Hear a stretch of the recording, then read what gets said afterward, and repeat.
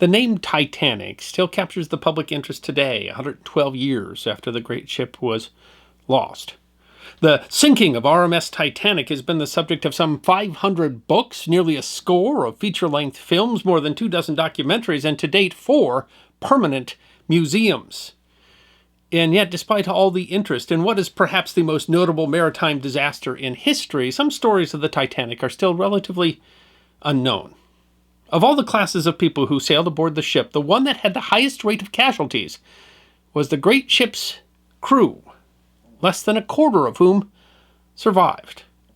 The lost crew of RMS Titanic and the people they left behind deserve to be remembered.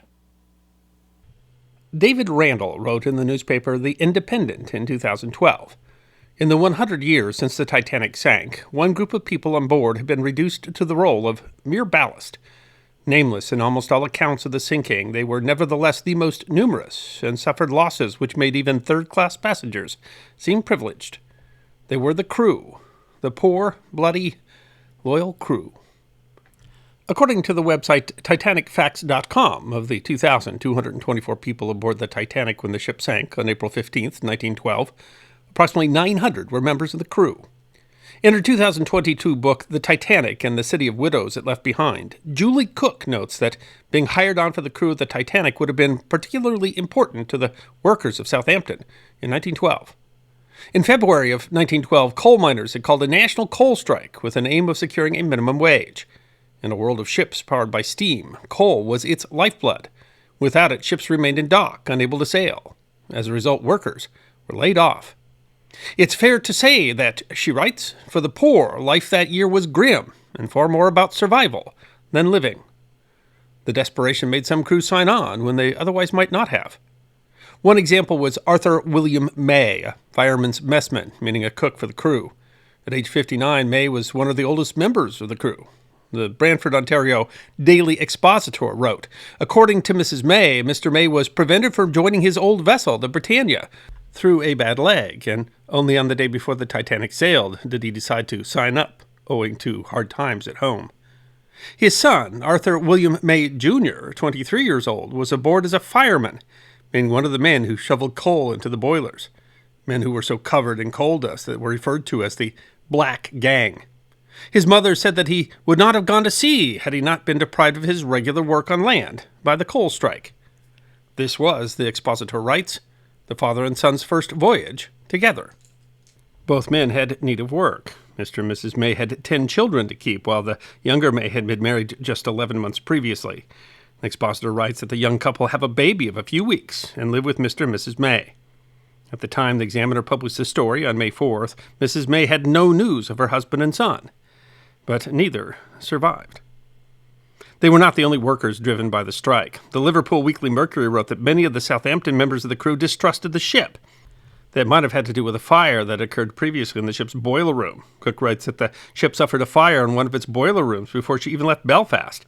As a result, some crew from Belfast refused to sail and gave up their positions on Titanic. It freed up jobs once the ship arrived in Southampton. Some who took those jobs, the Mercury contends, would never have sailed on her, but for their homes being swept bare by the strike. The desperation caused by the coal strike made the losses even more devastating when the ship sank. The expositor writes that there are indeed several cases of members of the crew making first voyage, and others have been previously who had been out of employment for some time, rendering the plight of those left behind even more desperate. Still, it was not easy to get on with the ship. A brother of a crew member told the Mercury that of the 900 members of the crew, the greater part of them were picked men who had served on the maiden voyage of the Olympic. This applied even to the youngest members of the crew. Fred Hopkins had, encyclopediatitanica.org writes, given his age as 16 when he signed on to the crew, but in reality, the webpage writes, he was several months shy of his 15th birthday. A plate steward, meaning that he bussed and washed plates for a salary of £3, 15 shillings a month, he had already done the same job aboard the Olympic. William Watson, also 14, was a cabin bellboy, earning £2 a month. Also just 14, he had served previously in the position aboard Olympic. The two were the youngest members of the Titanic's crew. Neither survived.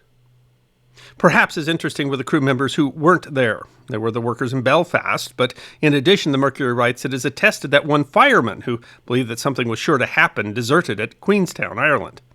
Encyclopedia Titanica writes that the man was 23-year-old John Coffey, who had served aboard Olympic.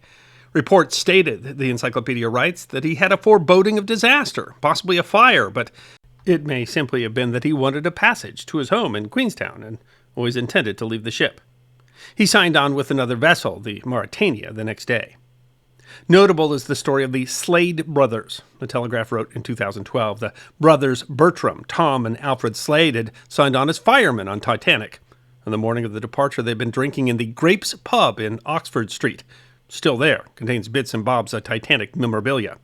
Until 11:50 a.m., 10 minutes before the Titanic's scheduled departure. Staggering out, they had to wait for a dock's train to pass, and when they reached the ship, the gangplank had been raised, and they missed the voyage. The website of the Grapes writes that despite the fact that he could have let the brothers on, the officer in charge of the gangway refused to lower it. Southampton docks were packed with sailors desperate for work, and when the brothers did not board, he had taken new men on to replace them. The Mercury wrote after the sinking that the brothers are now congratulating themselves on having missed the boat. They had reason to congratulate themselves, as the Grapes notes that the men hired to replace them did not return. The Slade brothers might have lost their jobs that day, the restaurant's website notes, but they had saved their lives. It is surprising that in the many newspaper headlines, including ones proclaiming rich passengers like Major Archibald Budd and John Jacob Astor as heroes, there was so little discussion of the actions of the crew that night that the Titanic struck the iceberg. Randall writes, on Sunday, 14 April, just before midnight, Titanic struck an iceberg 400 miles off of Newfoundland and sank within 2 hours, 40 minutes. The actions of the 9 senior officers, 4 of whom survived, are well known. But the Southampton men, the bellboys, lift boys, boot boys, bakers, soup cooks, wine butlers, stewards, stokers, clerks, and greasers, there are only glimpses. The crew had many functions. National Geographic writes that on board there were more than 900 crew members, including waitstaff, engineering, and deck crews. Deck crews included able seamen, boatswain's mates, quartermasters, storekeepers, as well as 2 ship's doctors. The website A Look Through Time explains that there were 322 stewards and 23 female crew aboard, performing more than 57 different functions in the dining salons of each class, public rooms, cabins, and recreational facilities. Today, we would refer to these men and women as a waiter, waitress, maid, or attendant. In addition, A Look Through Time explains there were 62 individuals working in the galley and kitchen. These consisted of chefs, cooks, bakers, butchers, and scullions. Randall writes of the difficult position of these crew. Stewards ushered passengers to the boat decks, helped with life jackets, or gave them their own to wear. No member of the crew rowed away in a lifeboat, save those ordered in one by an officer. They knew they were the lowest priority on a doomed liner, and some, such as the restaurant staff, even accepted being locked into their quarters. They did their duty, which on a ship carrying 2,223 people and lifeboats only half that number, was basically to die. The rule aboard lifeboats was women and children first, and that aided the much smaller portion of the crew who were female. According to TitanicFacts.net, 20 of the 23 female crew survived, whereas the fatality rate among male crew members was 78%. Of 69 restaurant staff, only 1 survived. The 8 members of the Titanic's orchestra, playing on deck as the ship sank to calm passengers, all perished.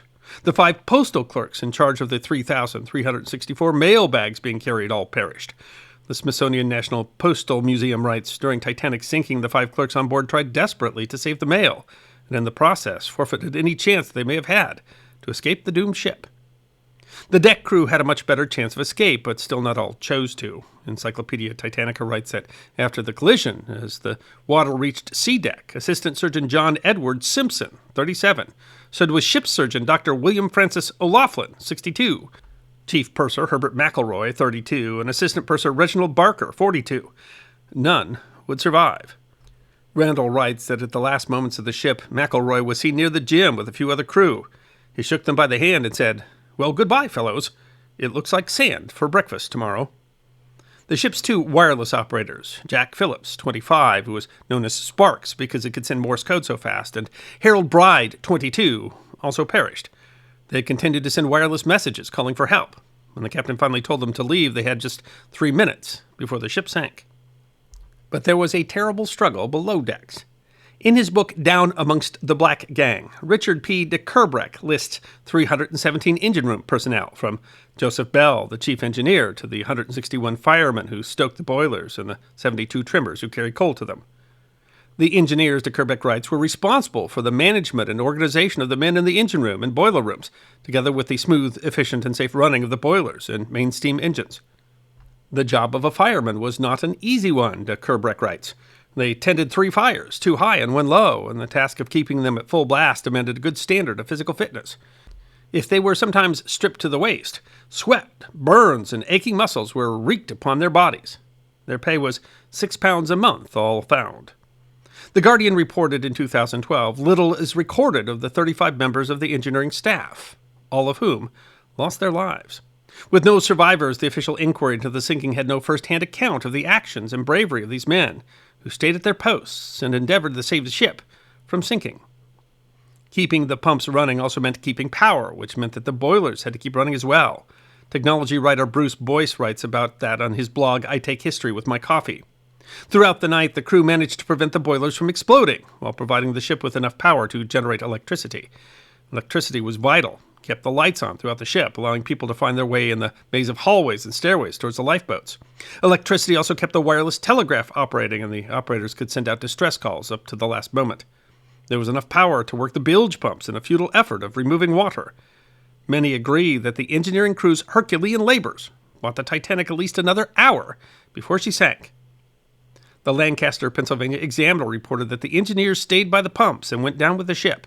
The firemen and stokers were sent on deck 5 minutes before the Titanic sank, when it was seen that they would inevitably be lost if they stayed any longer at their work of trying to keep the fires and the boilers and the pumps at work.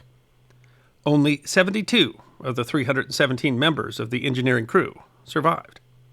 Randall writes of the 899 crew who sailed on the ship, 686 perished, a death rate of 76%, worse than any class of passenger, even steerage.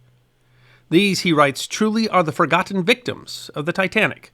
Hundreds of husbands, brothers, fathers, sons, and sweethearts reduced by history, as they are by any film of the sinking, to mere anonymous extras. But they weren't the only casualties, Randall continues. Even more ignored by any film or popular account of the disaster are the families left behind. The expositor writes that Southampton, the home of the Titanic crew, has mourners in almost every street. This is the greatest shipping disaster the town has ever known. While flags have been flown at half-mast on the public buildings and in the docks, the town has plunged into tragic gloom. Nearly 1,000 families are directly concerned in the fate of the crew alone, and in most cases the only breadwinner in the family is lost. The Mercury wrote that several hundred of the men were married, and many of them had large families. Many sad cases in the district of Kingsland have come to my notice, telegraphs the Southampton correspondent of the Daily Chronicle. There are 4 widows in that street, remarked a tradesman, pointing to a few homes across the way. One of them is left with 9 little ones. The expositor reported in some of the poorer streets in which firemen and seafarers live in large numbers, very sad sights have been witnessed. In some streets, nearly every house is represented on board the Titanic. York Street is in the center of Northam, which provided nearly all of the trimmers and firemen of the lost liner, and 15 families in the street have lost a father or a son. There was some compensation for those left behind. Much of the crew were members of the Seafarers Union, which had only been formed the October before, and the widows and dependents of the members of the union were entitled to a death benefit of £5. Money was raised for a relief fund, started by the Mayor of London. While the fund was certainly an aid, its many rules in many ways kept the families in poverty and desperation. Writing in a 2012 edition of the English Historical Review, Sarah Gregson of the University of New South Wales concludes, the Titanic Relief Fund reflected an enormous international philanthropic impulse to help the victims' families. Despite the obvious generosity and sympathy behind the donations, Titanic dependents on the fund were treated more as beggars than as citizens with rights.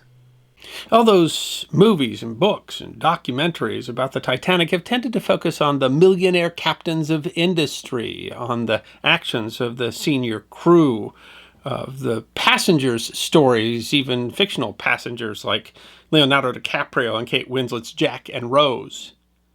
But the common crew, the firemen and the engineers, the pursers and the stewards who went down with their ship have largely been, Randall notes, written out of the script.